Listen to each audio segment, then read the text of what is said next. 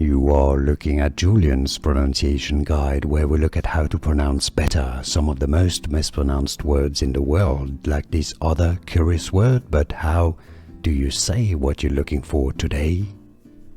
How do you call the 17th letter of the Greek alphabet? More letters from the alphabet. Make sure to stay tuned to learn more, because there's so much confusing out there. It's easy. Rho, okay? Just ignore the H there, and you could spell it R-O-W, just like a row of vines, a row of trees. Rho is how it's said in English. Rho. Here are more videos on how to pronounce more confusing words and names too many mispronounced. Like this video if you found it useful. I appreciate your support. I'll see you soon, and thanks for watching.